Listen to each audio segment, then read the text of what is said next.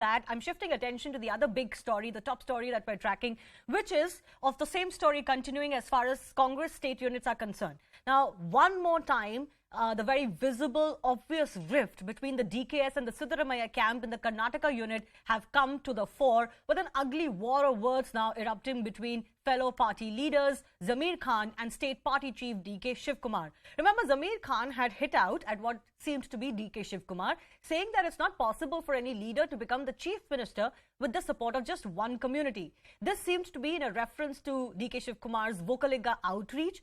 He has responded saying that the party's disciplinary panel will now take action.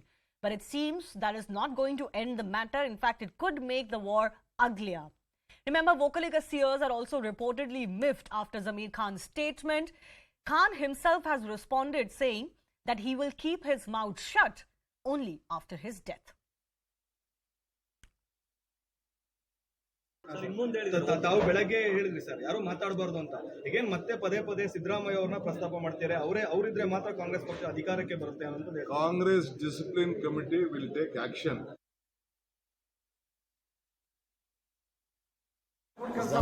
Zameer Ahmed Khan ಬಾಯಿ ಯಾವಾಗ ಮುಚ್ಚದ್ ಗೊತ್ತಾ? ನಾನು ಸತ್ರೆ ನನ್ನ ಬಾಯಿ ಮುಚ್ಚೋದು. ನನ್ನ ಬಾಯಿ ಮುಚ್ಚಕ್ಕೆ ಸಾಧ್ಯ ಇಲ್ಲ ಯಾರಿಂದನೂ. ನಾನು ಸತ್ರೆನೇ ಬಾಯಿ ಮುಚ್ಚಕ್ಕೆ ಸಾಧ್ಯ. ನನ್ನ ಬಾಯಿ ಮುಚ್ಚಕ್ಕೆ ಯಾರಿಂದನೂ ಸಾಧ್ಯ ಇಲ್ಲ. ನಾನು ಸತ್ರೆ ನನ್ನ ಬಾಯಿ ಮುಚ್ಚಕ್ಕೆ ಸಾಧ್ಯ. My colleague Harish Upadhyay is also joining us. Harish, you've been tracking this for quite some time. It's the same story playing out, but it seems to be, increasing as far as just the level of, the war of words is concerned. Very open digs and a fight, verbal fight going on between, let's say, DK Shivakumar and quote-unquote proxies of Siddaramaiah. Absolutely. At a time when you would ideally want to see the Congress coming together and fighting the elections under a collective leadership banner with just around 8 to 10 months left, you have things only getting worse for the Congress.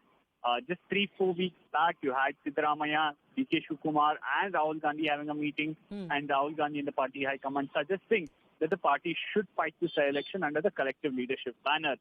After that, one would have ideally expected both these leaders to work together.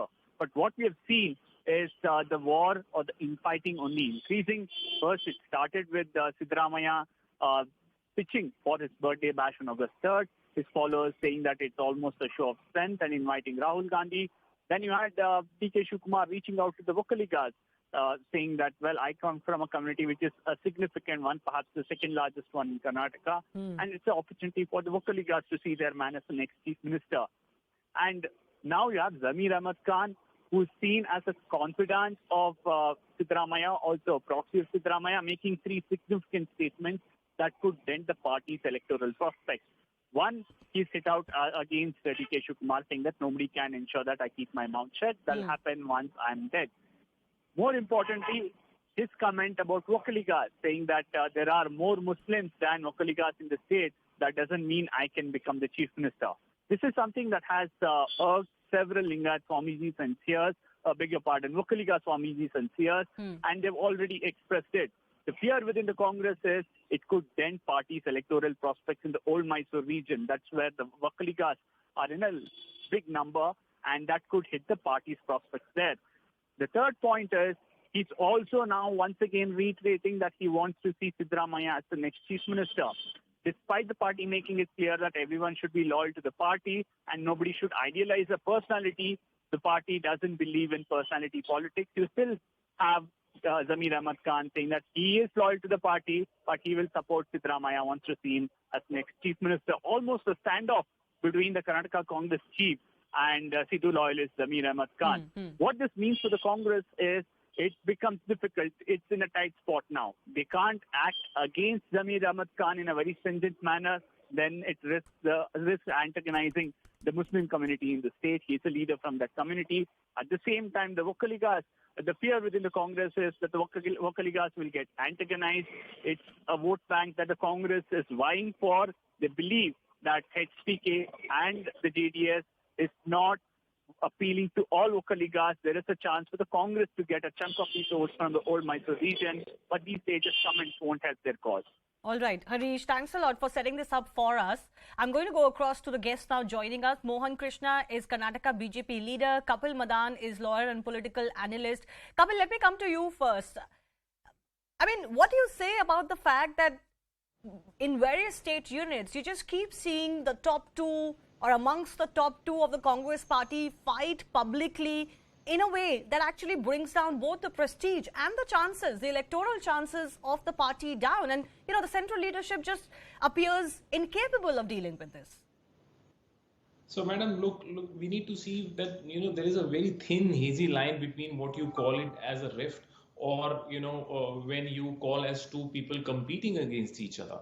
Now, you have a situation in Rajasthan where the two prominent leaders from the BJP were publicly fighting. In fact, there are reports that suggest that one fraction was not even allowed to attend the meeting called by the party. So if you analyze this on the touchstones of whether this should be called as a rift, this to me, this is rift.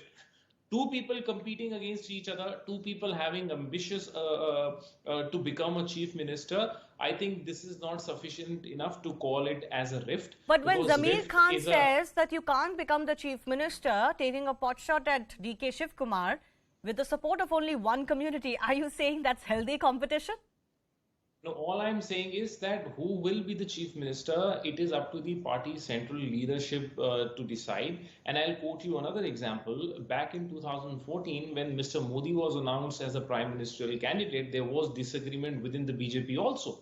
In fact, not only, a fraction of senior BJP leaders were against Mr. Modi's nomination. So, but then again, You're Mr. Modi not understanding my point. Minister. Let's not kid ourselves. Disagreement, once again, disagreement on the line the party should take or the direction the party should take, who should get what position, and taking pot shots at each other in public. And mind you, what is playing out now, what we're discussing today is just, one in line of many such episodes that have happened in Karnataka.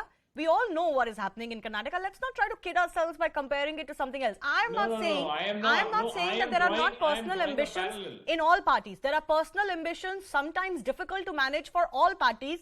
But the manner in which they play out for the Congress party is very different to, let's say, the BJP. They seem to handle it better once a decision is made. Here, the party is not even willing to make a decision. But let Mohan Krishna come in. Mohan Krishna, as part of the BJP, what are your comments on what's transpiring today? Ridhima, the issue Shivani Gupta this side. Wide and open. It is like, people know today in the country and the state, it is a street talk. Galli ka baat ho gaya hai aaj Karnataka mein. Congress leaders fighting each other for the post of CM, which they have not they are not in majority today, but for 23 elections already they are fighting for that. We have to fight the elections and then we have to win and then we have to talk about such things. That is the usual practice. But look at I pity for the Congress today in such a way that, in the state as well as in the country today, they are confused and totally clueless, Their ideologies, they don't have ideologies. Sometimes they want to go on Hindutva and most of the time on appeasement of one community always. See, this is what happens when you don't have clear path and direction from the top. Okay. Mohan Krishna, just hold on. I want to take your comment to Abdul Razak Khan, political analyst also based out of Karnataka, joining us over the phone line. Abdul Razak Khan, our friend from the BJP, Mohan Krishna, is saying that what is transpiring in Karnataka has become a gali ka masla. The way the leaders are shooting off their mouths, it is bringing down the prestige of how something like this should be handled because they're fighting amongst each other. Actually, this is a problem with every party, not only with Congress or not only with JDS. BJP is also facing a similar problem, which he cannot see. Now, he has to tell me why Yediyurappa wants to resign. Why was it that Yediyurappa suddenly resigned? Why is it that Yediyurappa wants to just come out of active politics? There is, unhappiness in every party. Now, coming to Congress, The fight between Shivakumar ji and Siddaramaiah ji for the CM's post is something not new. It's happening. Now the Central High Command will definitely come ahead and, just get in damage control mode and control everything. This happens ahead of every election in every state, every party. This is nothing new. There is no infighting, no nothing. BJP is very wary of going to elections. That is why they have been deferring the municipality elections for about 2 years now.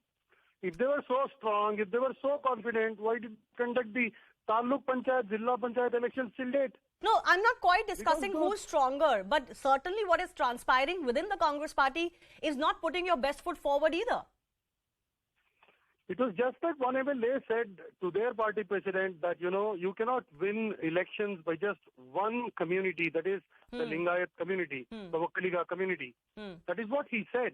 But it has been taken in a different turn by the media outlets, media houses. Now they're just trying to add fuel to the fire. There is absolutely nothing wrong what Zameer Ahmad Khan has said. He only said to DKS Shivakumar that you cannot be winning an election only by appeasing one specific community. You have to take into confidence every community. Now, but why undercut your own leader? I mean, it happens with every party because he is concerned about his community. Okay. He wants his community to be included. Of late, if you see of late, the minorities have been neglected. He does not want his community to be neglected. That's the reason he said, don't neglect other communities. You cannot win elections by just one community. You have to take everybody into confidence. All right.